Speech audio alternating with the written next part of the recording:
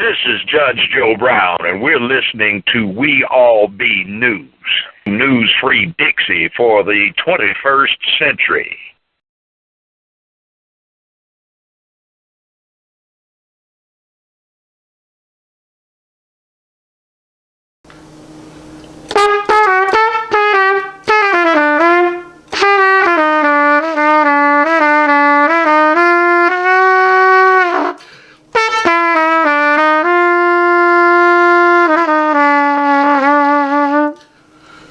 Good evening, boys and girls, scholars and laymen. I'm your host for this empowerment segment, Brother Ron, also known as R2C2H2 the Artivist, and welcome to another wonderful edutainment edition of the Artivist Presents. And family, I want to talk about tonight. I'm glad y'all receiving the videos, y'all getting the messages, inbox getting flooded, text messages. I'm receiving all the love to start out this wonderful 2017. Remember?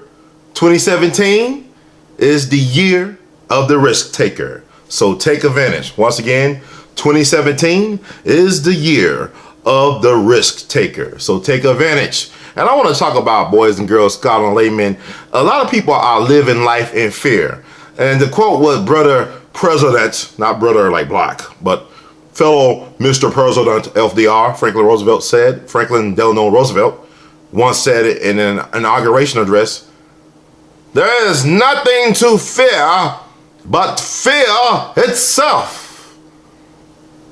There is nothing to fear but fear itself. So remember, black people, fear is a sin. Fear is a sin as far as I'm concerned. But I want to talk about today the chaos, the confusion, the controversy over Donald Trump. Yeah, Donald Trump. Yeah. President-elect Donald Trump. Yeah, this is going to be great. That guy, his pick for U.S. Attorney General, Mr. U.S. Senator from Alabama with a banjo on his knee, Jeff Sessions. Now, a lot of black folks are upset. A lot of other people are upset by the selection of Jeff Sessions or the selection by President-elect Donald Trump, Jeff Sessions, to occupy the U.S. Attorney General seat, the highest law officer in all the land, which is currently occupied by Loretta Lynch, the first African-American woman U.S. Attorney General, and was previously occupied by Eric Holder, another black person, a person of color. So I want to say this, in my opinion, give Jeff Sessions a chance. Give him his day in court, as you will. He already been in the court of public opinion, but give him his day. He might quite possibly be one of our better U.S. Attorney Generals. Quite possibly, Jeff Sessions, yes right, boys and girls, scholars and laymen, could turn out to be one of our best U.S. Attorney Generals. Probably the greatest of all time. And you say, Ron, are you full of what? What's wrong with you, Ron? Brother Ron, what the hell wrong with you? But think about this. When I read about Jeff Sessions and the perception of him of being somebody that's anti-civil rights, anti-black folks, anti-minority, homophobic, and all that stuff, I'm thinking about another senator from Alabama with a banjo on his knee or a Klansman hood on his head. I'm thinking about Hugo Black. I don't know how many of y'all are familiar with Hugo Black, but Hugo Black was a U.S. Senator from Alabama back in the 20s and 30s. He was appointed to the U.S. Supreme Court by Franklin Delano Roosevelt back in 1937. Come to find out, there was a big controversy that brewed.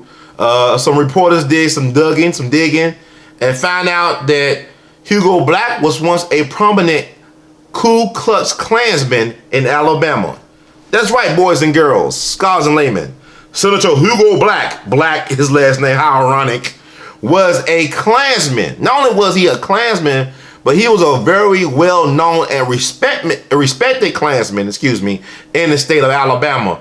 Matter of fact, he was known as a member of one of the Gold Dust Twins. He was one of the Gold Dust Twins, along with Governor David Bibbs Graves. David Bibbs Graves And Hugo Black was the Gold Dust Twins. They was the cream of the la cream of the KKK in Alabama back in the 1920s. You gotta understand, the Ku Klux Klan was very big back in the 1920s. The rebirth of the Klan took place back in 1915 down in Stone Mountain, Georgia, after the movie Birth of a Nation. You know, not that Nat Turner one, but the original OG one, which actually gave rise to the rebirth of the Klan.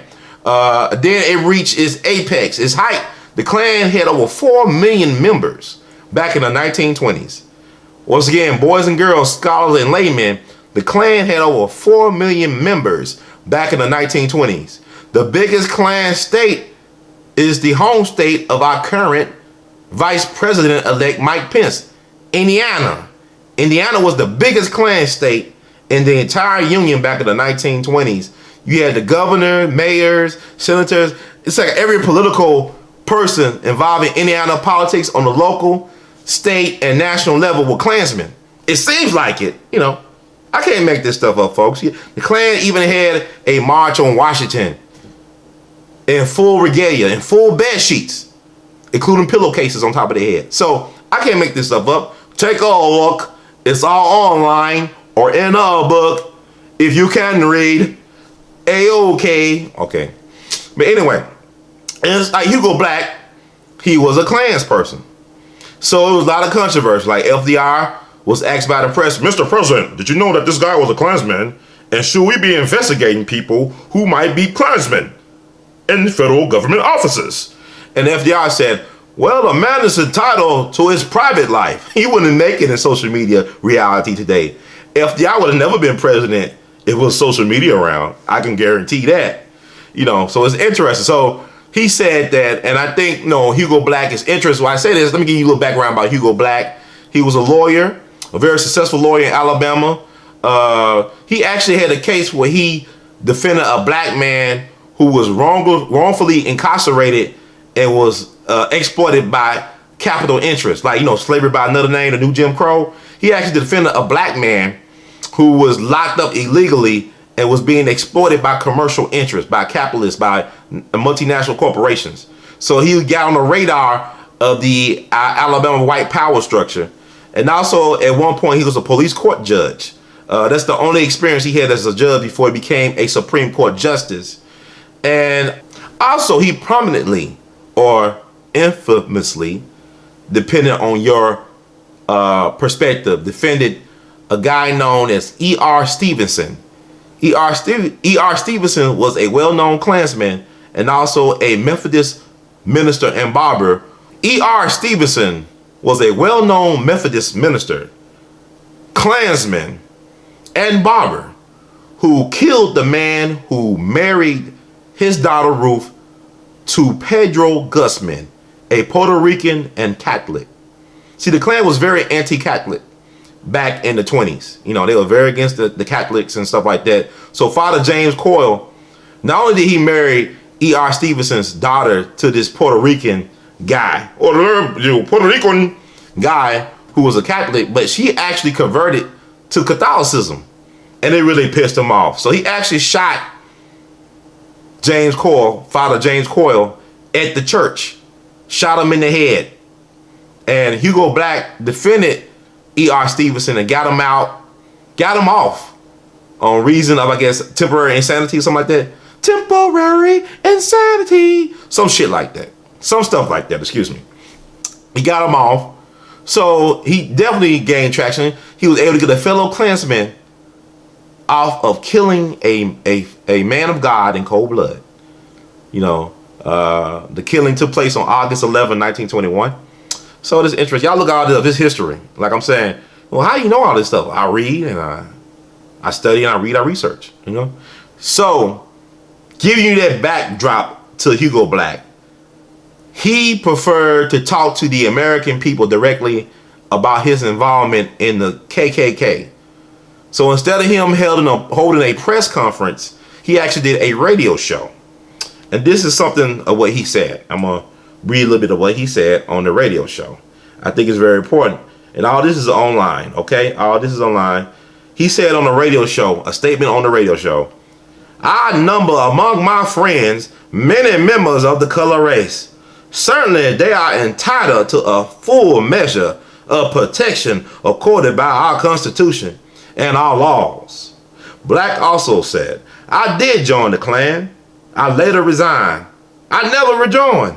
Before becoming a senator, I dropped the Klan. I had nothing to do with it since that time.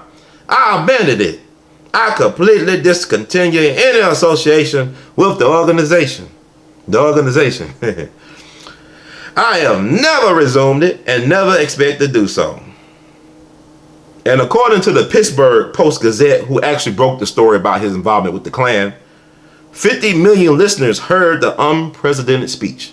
50 million people, because radio was king back then. So he was able to reach 50 million people with that message. Now keep in mind also Donald Trump, his father, was allegedly a Klansman in Queens, New York. This is back in the 1920s when I said the Klan was 4 million strong across the land. So Donald Trump's father, Fred Trump, was supposedly in the Klan. The reason why we know this is because of a story that came out in the New York Times back in the 20s, which you can find online, that named a Fred Trump of Queens who got into a fight with NYPD. So the NYPD was taking on the Klan back in 1920s New York. And Fred Trump's name was mentioned prominently in that article. Fred Trump from Queens? Isn't Donald Trump from Queens? Pick up the pieces and put them together. Okay, pick up the pieces and put them together. So also, Governor Bibbs, like I mentioned, the Gold Dust twins. Governor Bibbs and also Hugo Black. Governor Bibbs was also an opportunist like Hugo Black. Matter of fact, it was interesting. Governor Bibbs appointed his wife to complete Hugo Black's term once he was appointed to the U.S. Supreme Court. The couple months that still was in his Senate term. And by the way, Dixie Bibbs was Governor Bibbs' first cousin. So they had to change last names. Interesting, ain't it? Kind of like, you know, FDR was married to his fifth cousin, Eleanor Roosevelt. So you have to worry about changing the last name. See how that works? I'm connecting all the dots. Connect the dots. La la la. Connect the dots. You see what I'm saying? See why it's so important to study this stuff? It's all about the bloodlines, y'all. I know it was the blood. Okay, getting back to Hugo Black. Now, what's interesting about Hugo Black is, quite honestly, he became one of the best U.S. Supreme Court justices of all time. One of the most progressive and liberal. He actually was a stand-up guy when it came to civil rights and other things as well. Cause he was on the court from 1937 to 1971, and then several days after he retired from the Supreme Court, he died. So he was on the Supreme Court from 1937 to 1971. I think it was the fifth longest tenure of any justice in history of the United States Supreme Court. And for the most part, he voted for Brown v. Board and all the civil rights cases that were very prominent of his time while he was on the court. So really, he was very much a surprise. So it's kind of hard to judge what a person would do once they get to where they want to go. Especially politicians. They're like chameleons. They change their color. Politicians are not beholden to any type of real ideology. For example, George Wallace, another Alabama with a banjo on his knee, before he became the George Wallace of white hate or white rage or whatever, he was more of a moderate politician. He wanted a coalition of black and white voters to put him in office, but he saw how it was going with the Dixie Crap movement, so he hopped on the train. Same thing with Governor Faubus. When the Little Rock Nine tried to integrate Central High School, he was more of an opportunist. Most of these politicians are not necessarily like ideologues, or they trying to get in where they fit in. They try to find out which way the wind is blowing and go with the wind instead of going against the grain. That's the nature of a politician. So really it's in their nature. It is in their nature to change their stripes or polka dots or whatever when it fits them in order to get into office or to retain their office. So understand how that game is going. So once again, it's going to be interesting if Jeff Sessions is confirmed by his fellow senators, he got a lot to prove in terms of, I'm not a racist. I love Niggers. Niggers are my best friends. I love all people. I don't discriminate against nobody. There's no prejudice bone in my body. Ain't none whatsoever. No, sir. No, sir. No, sir. So it might be a good thing to help him in office because he got a lot to prove. And who knows? this is the era of the Trump guys. 2017 is the year of the risk taker. So take advantage. So look all that up, family. It's very important, you know, to think about these type of things as we go forward into the future. If you like what you heard, please feel free to spread the word. Once again, if you like what you heard, feel free to spread the word about Brother Heard. Donate to the cause if you can, because we need an alt-black media in this age of the Trump geist. It's not the zeitgeist, it's the Trump geist, baby. Actually, I feel like a bootlegger on the eve of prohibition. So much opportunity, so much opportunity, and I'm so sincere. I'm so sincere, okay? Peep it out, family. And know that the best is yet to come. We love you madly. In the words of the great Duke Ellington, keep on producing and pushing.